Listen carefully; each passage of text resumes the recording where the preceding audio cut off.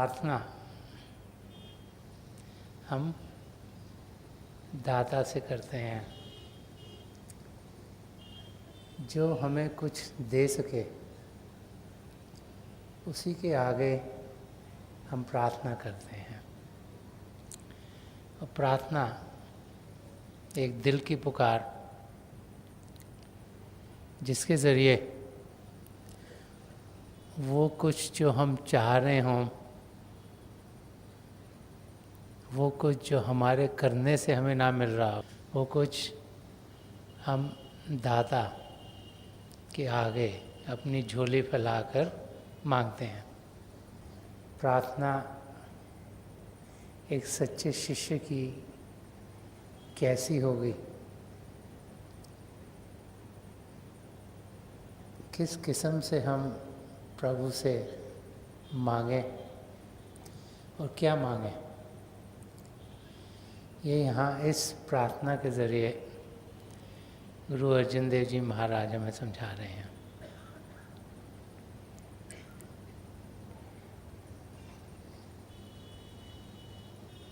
इस धरती पर जब हम आ गए तो फिर रोज़ की ज़िंदगी में हमारे साथ क्या हो रहा है और कैसे हमारी ज़िंदगी गुज़र रही है, उस और ध्यान करते हुए गुरु अर्जन देव जी महाराज ये प्रार्थना कर रहे हैं कि किस किस्म की ज़िंदगी एक सच्चे शिष्य की होनी चाहिए। हर रोज़ दुनिया की किसी न किसी कार्य में हम लगे रहते हैं कि ये चीज़ ठीक हो रही है, ये चीज़ ठीक नहीं हो रही, ये चीज़ अच्छी है, ये चीज़ बुरी है, यहाँ पर ऐसा होना चाहिए था, वहाँ पर ऐसा क्यों नहीं हुआ। और विचारों के ज़रिए हम इस दुनिया के अंदर धंसते चले जाते हैं। जितना ज़्यादा इस दुनिया को समझने की कोशिश करते हैं, उतना ही हम इसमें फंसते चले जाते हैं। इंसान सोचता है कि वो कमाने के लिए तो काम शुरू करता है, सोचता है शायद थोड़ा समय लगाऊंगा और पैसे बहुत मिल जाएंगे, मेरे पास समय होगा कुछ करने के लिए। और चंद साल जाते नहीं कि काम इतना बढ़ जाता है कि उसको चलाने के लिए इंसान को और कुछ करने की फुर्सत नहीं रहती। हम और धंसते चले जाते हैं और फंसते चले जाते हैं।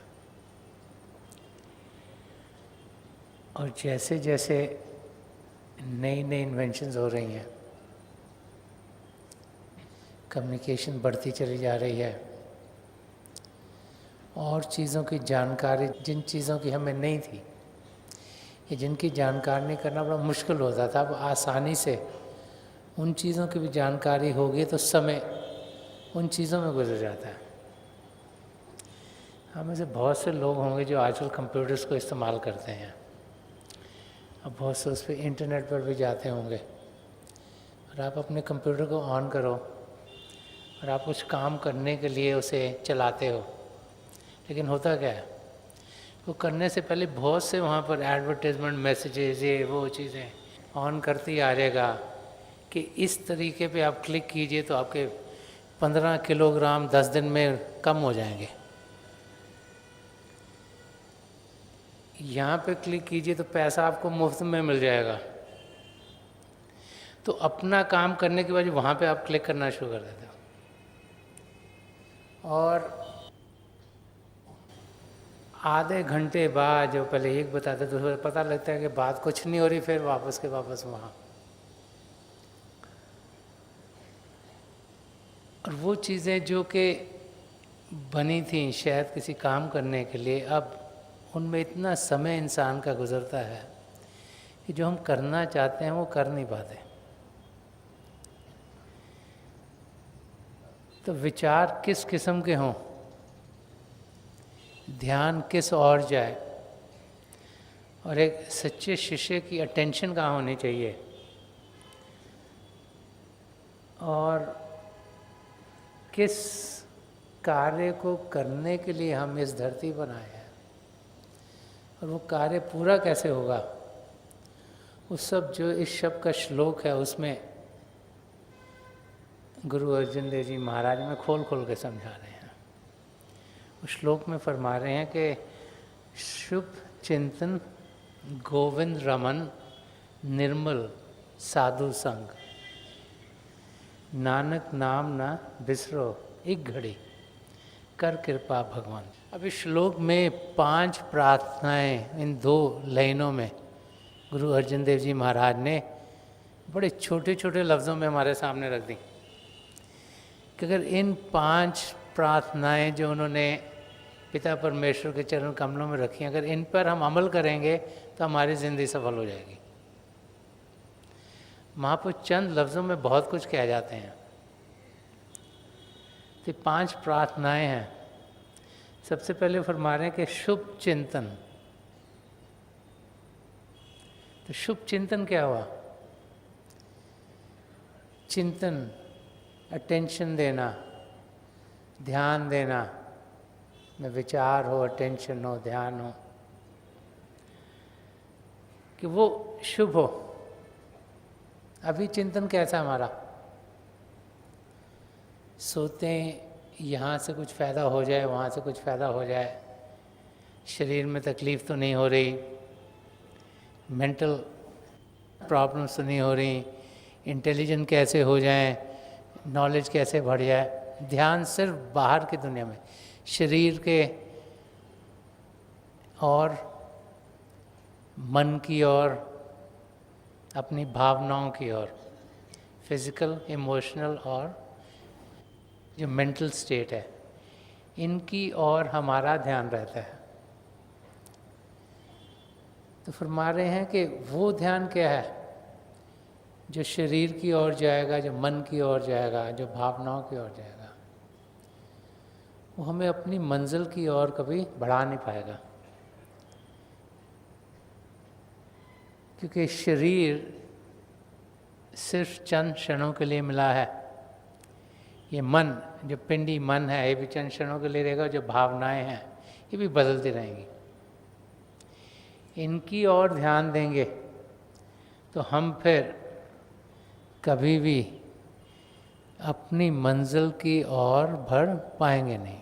जब अपनी ज़िंदगी को हम देखते हैं तो हम देखते हैं कि जितने भी कर्म हमारे बनते हैं वो सब शरीर, भावनाएं और मन के साथ जुड़े हुए हैं। उनको भोगने के लिए, चाहे वो अच्छे हों चाहे बुरे हों, हमें बार बार बार इस दुनिया में आना पड़ता है। और कर्म चाहे अच्छे हों चाहे बुरे हों, वो हमें 84 लाख जिया जून के चक्कर में फंसाए रखते हैं। तो शुभ चिंतन क्या हुआ? उस और ध्यान जहाँ से चीज़ें सही हों, ठीक हों, बेहतर हों, अच्छी हों, पवित्र हों, पाक हों, साफ हों। तो वो क्या है? जब ध्यान उस और हो जहाँ से सब के सब चीज़ें अच्छी हों, जहाँ सबसे ज़्यादा पवित्रता हो, जहाँ खुशियाँ ही खुशियाँ हों, जहाँ आनंद ही आनंद हो, तो वो क्या है?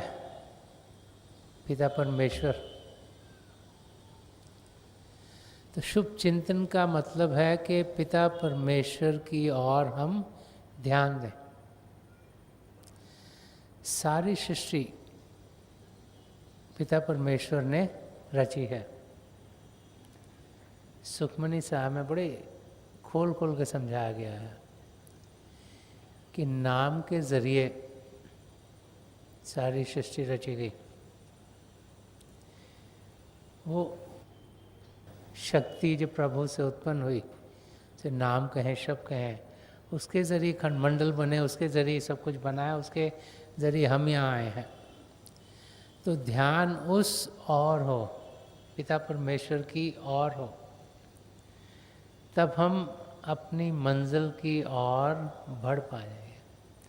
अगर ध्यान सिर्फ दुनिया की चीज़ों में ही रहा, और अगर सुबह से शाम तक दुनिया के कारों में इंसान फंसा रहा, तो फिर वो इस मौके को पाकर, जबकि हम अपने आप को जान सकते हैं, पिता परमेश्वर को पा सकते हैं, अपने हाथ से हमें मौका गवा देंगे। तो सबसे पहली प्रार्थना यहाँ पर गुरु अर्जुन देव जी महाराज शुभ चिंतन की कर रहे हैं। संत कृपाल सिंह जी महाराज भी बार बार फरमाते थे, जहाँ आशा वहाँ वासा, के जिस और हम ध्यान करेंगे हम वैसे बन जाएंगे। तो ध्यान पिता परमेश्वर की ओर हो, ख्याल उनका आए, अटेंशन उनकी ओर हो। ये पिता परमेश्वर के चरण कमलों में प्रार्थना है कि हमारी ज़िंदगी ऐसी बने ताकि दुनिया की चीज़ों से ध्यान हटकर हमारा सच्चाई की ओर, अच्छाई की ओर, पिता परमेश्वर की ओर बढ़े। दूसरी प्रार्थना कर रहे हैं कि गोविंद रमन, गोविंद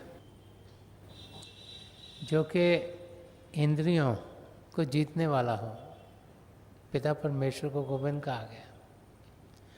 वो मन माया के दायरे से ऊपर है, मन इंद्रियों के घाट से ऊपर है, कि गोविंद रमन के हमारा सारा ध्यान उनकी ओर हो, तभी शुभ चिंतन होगा, तभी ख्यालात अच्छे होंगे। काम, क्रोध, लोभ, मोह, अहंकार जिन्होंने हमें घेरा हुआ है, जो हमें प्रभु से दूर लेके जाते हैं, जब ध्यान प्रभु की ओर होगा तो वो हमारी ज़िंदगी से हट जाएंगे, धोखे फरेब की ज़िंदगी दूर हो जाएगी। क्योंकि प्रभु की ओर ध्यान देने से अच्छाई अच्छाई हमारी ज़िंदगी में खुलनी शुरू हो जाती है। तो यहाँ यही प्रार्थना की जा रही है कि गोविंद रमन के पिता परमेश्वर की ओर हम ध्यान दें। इसलिए दें कि वहाँ से अच्छाई मिलेगी, उनके ज़रिए ही हम इस माया की दुनिया में जीते हुए अपनी मंजिल की ओर बढ़ पाएंगे, और उनकी दया मेहर से ही अपनी मंजिल को हम पा सकेंगे। और तीसरी प्रार्थना कर रहे हैं कि निर्मल साधु संग, कि शुभ चिंतन करने के लिए, गोविंद रमन करने के लिए चाहिए क्या? क्योंकि जिस घराने में हम पैदा होते हैं, जैसे हमारे माँ बाप करते हैं वैसे ही हम सीखना शुरू कर देते हैं। वो लोग भी दुनिया की चीज़ों में लगे, हम भी दुनिया की चीज़ों में लग जाते हैं। जैसे उनके ख्यालात हैं, जैसे उनके कैरेक्टरिस्टिक्स हैं, जैसे उनके एटिकेट्स हैं, वैसे ही हम भी सीखना शुरू हो जाते हैं। बच्चे अपने माँ बाप से बहुत कुछ सीखते हैं, अपने घर में क्या रहो से बहुत कुछ सीखते हैं। सिर्फ जो उन्हें सिखाया जाता है उससे नहीं, लेकिन देख के, एक्सपीरियंस से कि वहाँ पर क्या हो रहा है। तो यहाँ पर हमें समझाया जा रहा है कि अगर हमने शुभ चिंतन करना है, ध्यान अच्छी चीज़ों की ओर देनी है, सच्चाई की ज़िंदगी, पवित्र ज़िंदगी, निष्काम सेवा भाव से जीना, करुणा से जीना, प्रेम से जीना, अहिंसा का रास्ता अपनाना, हम वहाँ पहुँचेंगे कैसे?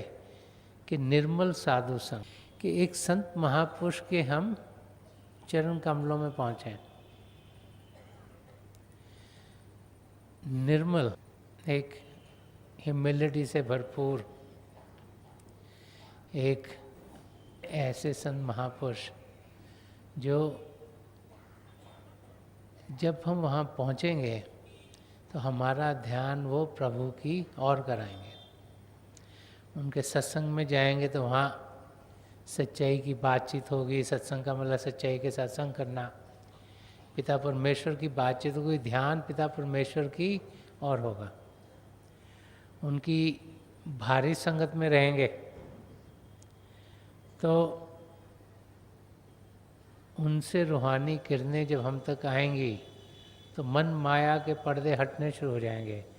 और जब वो हमें नाम की देन देंगे, इस शिव नेत्र को खोलेंगे, तो फिर जब हम ध्यान टिकाएंगे तो फिर हम आसमान, सितारे, चंद्रमा, सूर्य को पार करते उनके नूरी स्वरूप तक पहुँचेंगे।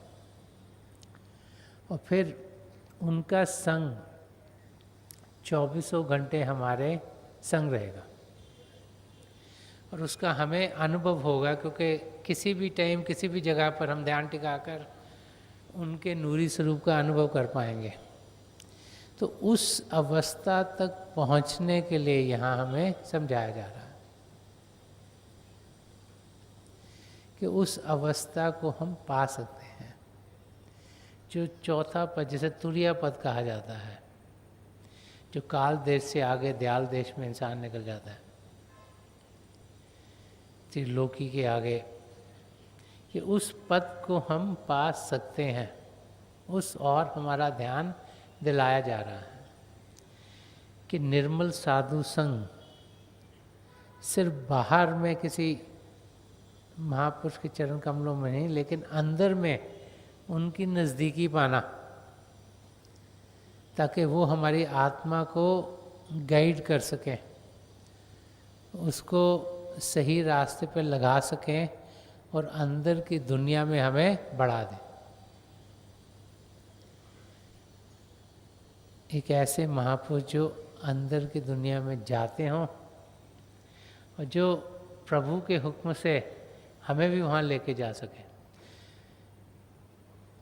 संत दर्शन सिंह जी महाराज ने इस ओर इशारा किया अपने एक शेर में, फरमाते हैं कि लौट आए हैं यार के दर से, वक्त ने जब हमें पुकारा है।